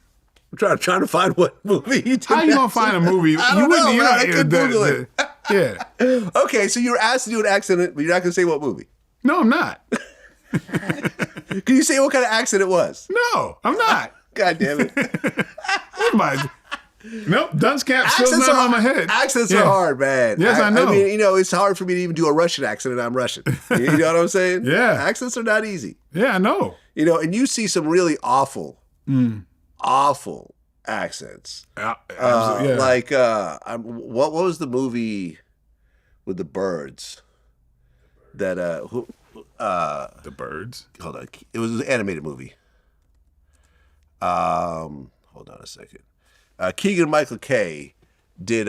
He played a Jamaican rooster in this animated film called Migration, and it was one of the worst Jamaican accents I've ever heard in my entire life. It was so bad, so bad. And this is someone who I used to live in Brooklyn. And, was around a lot of Jamaicans. It's like y'all couldn't get an actual Jamaican to do this role. Like, was it really that important to get Keegan-Michael Key, who's not Jamaican, when it's just a voice? It's just a voice.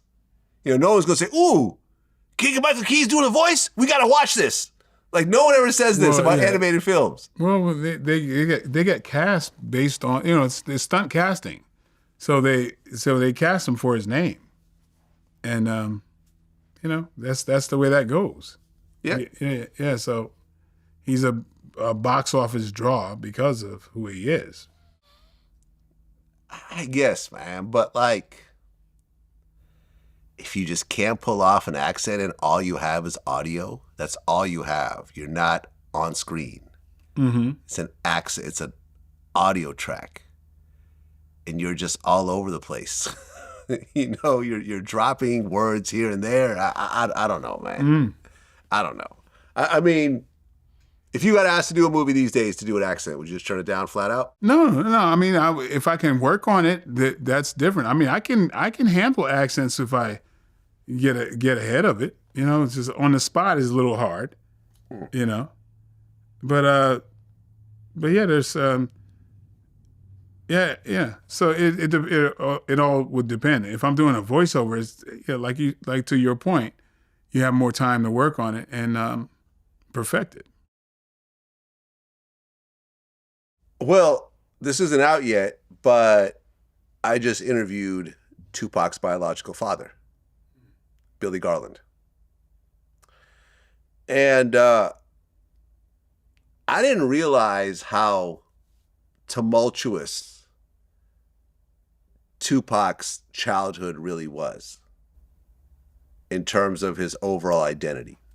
So we went into all this in the interview, so people can watch this when it comes out in a few days. So here's what happened. Afeni Shakur joins the Black Panthers, and she ends up getting married to one of the Black Panther leaders. He already had a wife at the time. She was his second wife. He was a polygamist, right? So this guy had two wives, one of which was Afeni. They all get locked up in the Panther 21 case. This was a case where the Panthers were accused of trying to bomb a police station and a department store. Ultimately, they were all let free at the end, but they all got locked up.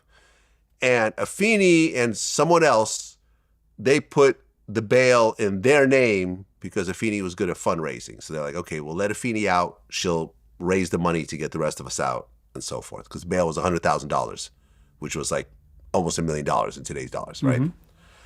She gets out and she starts, while married, she starts having sex with Billy Garland, who was also a Black Panther, and this drug dealer named Legs, who was working for Nicky Barnes. She gets pregnant, and the Panther 21 case, everyone's found out guilty. She has the baby. The baby is not her husband's baby, so he divorces her. And she essentially tells Tupac that his father is the drug dealer, Legs. Mm-hmm. So Tupac grows up thinking that his father was his drug dealer. So if you listen to like Dear Mama, when he said, my father died, I didn't cry, he's talking about the guy who he thinks is his father because that guy ended up going to jail and dying in prison. So his real dad doesn't meet him until he gets shot at Quad Studios. For a couple of years leading up to it, he's been trying to reach out to like the publicist, and he was always told, Pac just isn't ready yet, just give him some more time. Comes to find out, Pac was never even told that he was trying to contact him. So the first time he meets him as an adult, since he was a baby, was when Pac is like 24 years old, shot up in the hospital. And then when they start to talk, and they finally have a conversation with Afeni sitting in between them, Pac finds out that Afeni's been lying to him the whole time and hiding who his father was and everything else like that. So when you look at the daddy issues that Pac had throughout his life, which ultimately I think led to his demise because he kept attaching himself to whoever was playing that role, a lot of that mess came from his mom. Mm. Have you ever heard the story before? No. So now that you hear it, what do you think? Shoot, I ain't gonna say nothing about Tupac. I'm tired of that shit.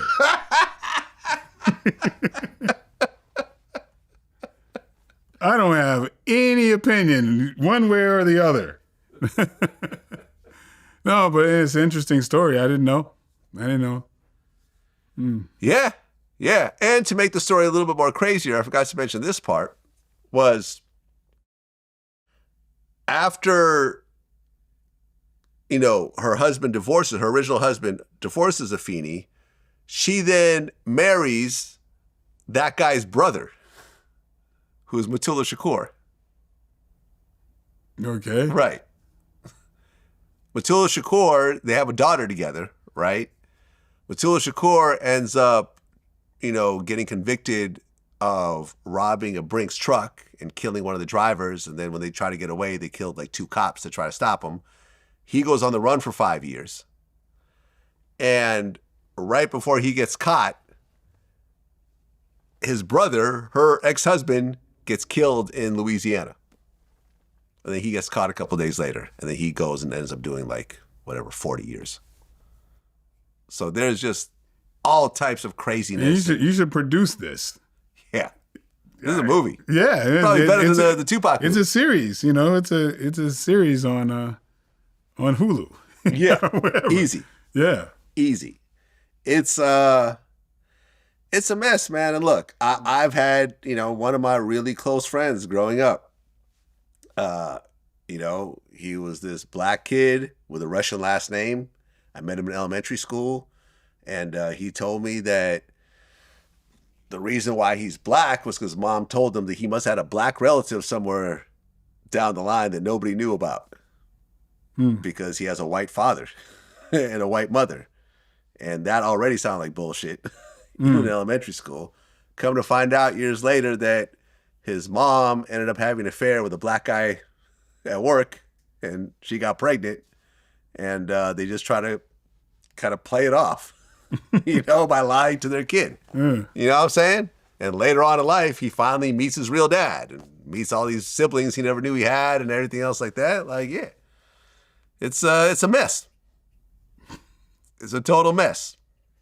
Think about it. DNA tests have only recently come forward. Think about all the years women have been lying to their husbands and boyfriends and whatever else about whose kid it is. I just did a movie about that. Did you? Yeah. What's the movie? I just got home 2 days ago. What's the name of the movie? The name of the movie is going to be called. It might change the name, but it was called Secrets Between Us. Okay. Yes. And it's about, it's kind of interesting because it's about, in a lot of, our communities, there's a lot of like siblings that pop up out of nowhere. Yeah. And, and it's a movie about that. So I'll say that, but yeah, it's just, did I get home yesterday? I think I got home yesterday, man. I've just been going nonstop. Yeah, you got a bunch of movies that you're working on right now, right? Yeah, I got a number of them coming out, and I've been pretty much nonstop for a while. So that's why I've been trying to watch certain series I get home, I could probably watch something for 15 minutes and I'm out. I've been on the same episode of the Aaron Hernandez. Yeah, Aaron Hernandez. Yeah, football player. Yeah, that killed himself. Yeah, and other people. Dude, I've been on the same episode for a month. I've been watching. Let me ruin it for you. He dies at the end. Yeah, I think. Man, I thought he lived. But seriously, I've been watching 15 minutes at a time of the same damn episode and falling asleep. Yeah. So I'm way behind on everything. But I am caught up on Talking Porcupines. And what? Like little clips. I get these little clips on, because I guess I started, like I divorced myself from, a lot of social media stuff that's going to piss me off. And so I'm watching cat and dog videos and these little porcupines that they talk a lot. I didn't realize they sound really cute when you feed them. Okay. And so I'm up on that shit. All right. And so it's like I've been divorced from a lot of political stuff that would piss me off. So don't ask me none of that shit because I'm gone. I just been porcupines. What's interesting is that our last interview, the clip that went the most viral, I think it's had like 500,000 views, is when you named the most skilled martial arts actor. Yeah, and I'm pissed off that I didn't mention Scott Adkins. But I didn't give him his praise. But Scott is the hardest working guy out there right now. Yeah, and that's like a brother to me. People were DMing me and they said, "What about Sammo Hung?" Oh man, Sammo Hung is a fucking legend, and he's one of the best choreographers there. He's the one who choreographed the what do you call it, the Benny Urquidez versus Jackie Chan fight scene. So do you want to name any more names? Well, there's an honorable mention. I'm glad to give roses to the people who really deserved it. But Sammo Hung, for a while, Sammo Hung, when he used to come to town, we used to have lunch and dinner over at Bamboo because we were talking about trying to put something together. And Sammo Hung's sister is a producer and produced Crouching Tiger, Hidden Dragon, and at one time was talking about producing a movie with me of the Damo story. So people don't realize that Damo, a man that looked like me, brought Kung Fu to the Shaolin Temple and also Buddhism.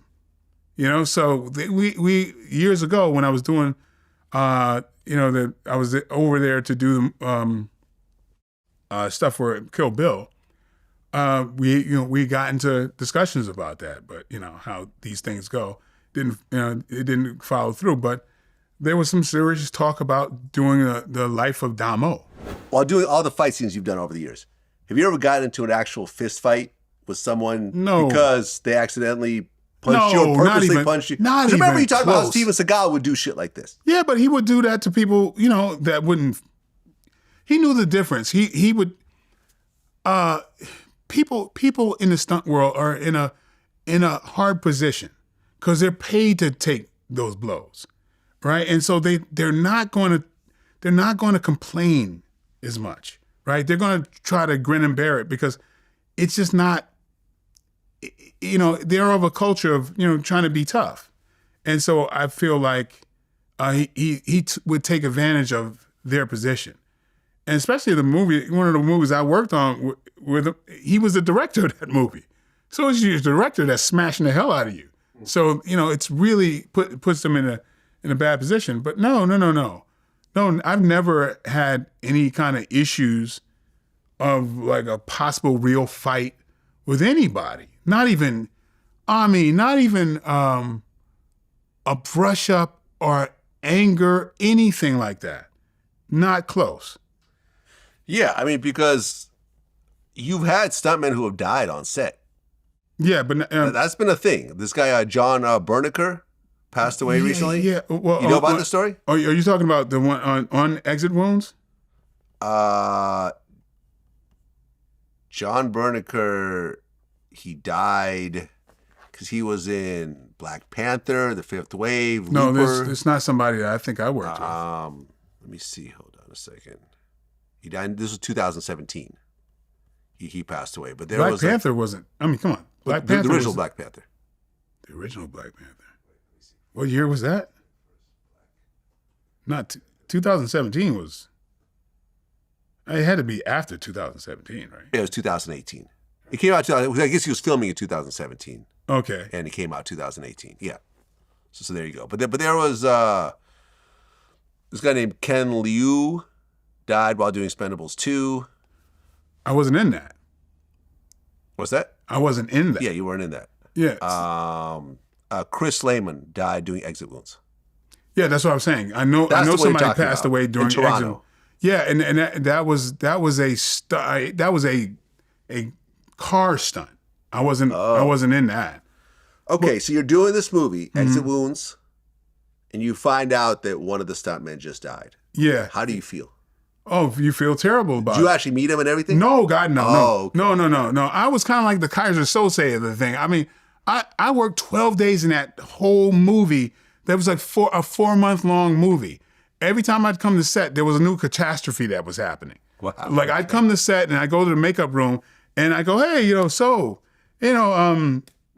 so-and-so? And people would go, you haven't heard? I'm like, what? There was like craziness that I couldn't believe that movie was actually completed. I know that one of the main producers passed away right after doing the movie.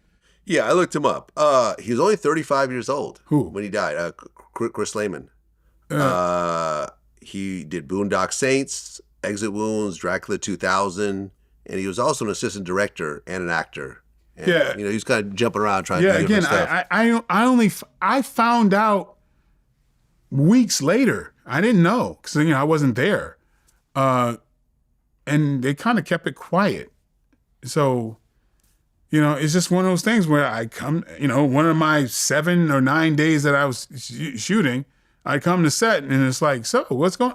Oh, didn't you hear? And it was always something crazy that was happening. Yeah, man. It's a dangerous job. I remember. Yeah, but like I'm doing fight scenes and stuff like that. People don't get killed doing that.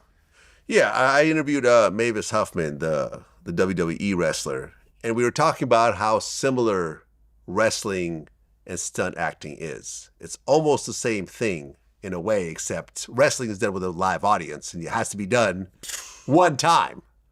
You can't say, "Oh wait, hold on, my footing's a little off. Let's just redo it." No, yeah, wrestling's you got thousands of people, but it's the same type of thing. You're not really fighting; you're performing and making it look good.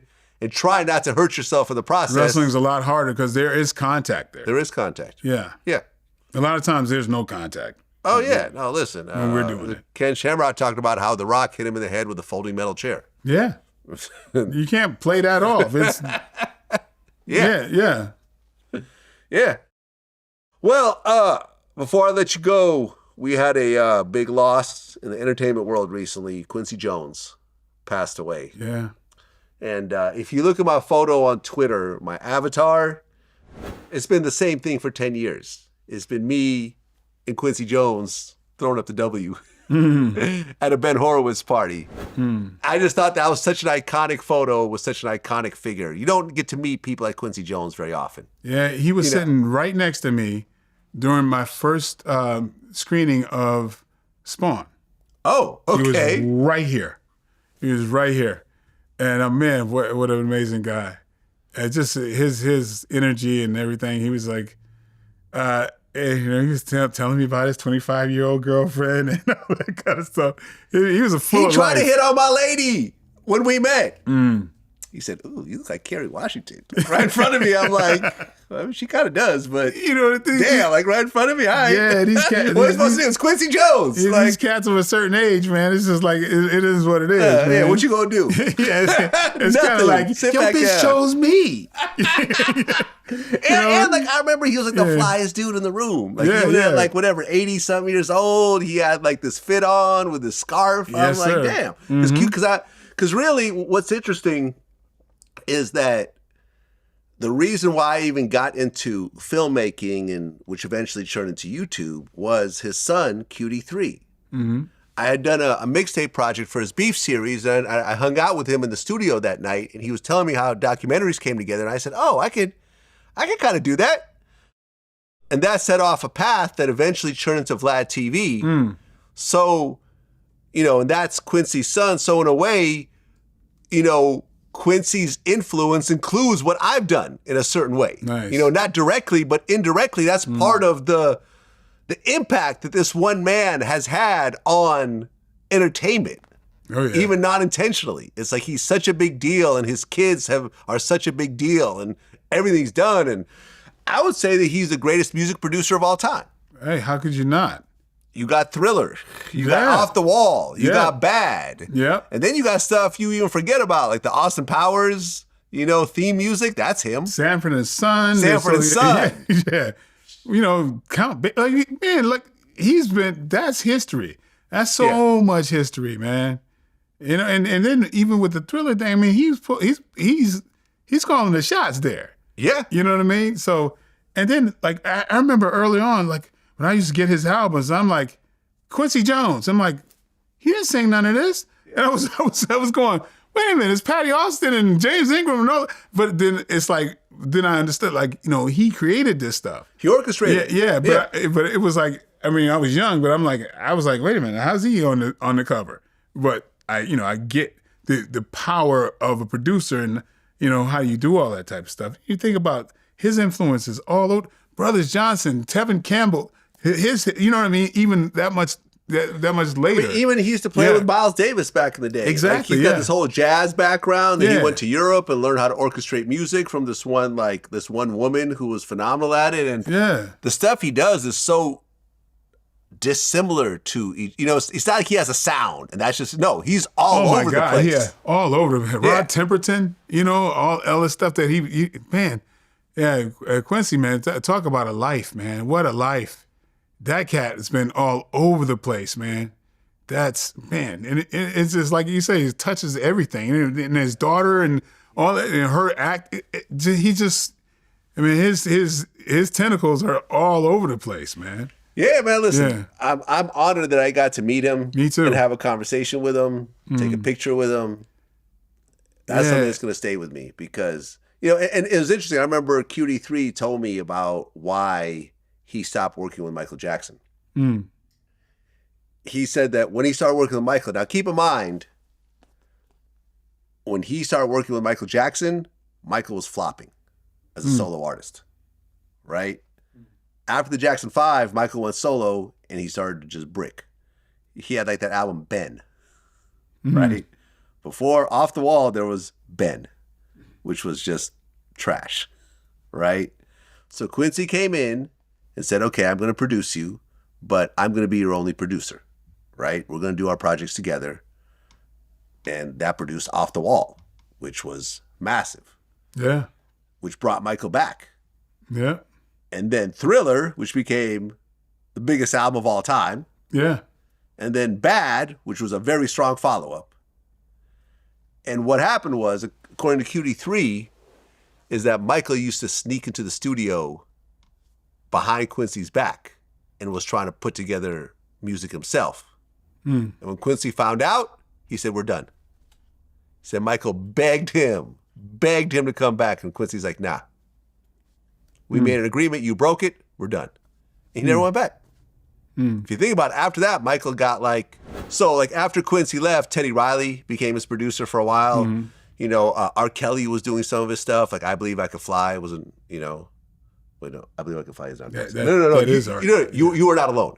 Okay. You Were Not Alone was R. Kelly producing Michael Jackson. Right? And then Ronnie Jerkins ended up being his last producer. Right. All these are phenomenal producers, but it wasn't what Quincy and Michael came up with. And you would think that Quincy would be like, all right, fine. You know, you learned your lesson. We'll do another album. Nah, Quincy stuck to his guns. And that was it.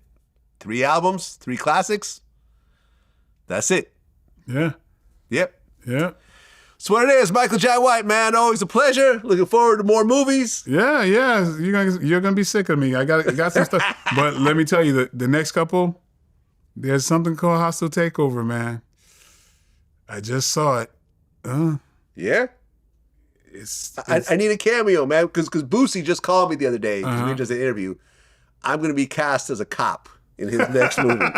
I said, whoever does this is going to have a viral moment. Because DJ Vlad dresses the police in a movie. It's going to go viral. He's the feds. He's the feds. He's the police. Man. He's undercover. He's wearing a wire. Everyone goes to jail after doing his interviews.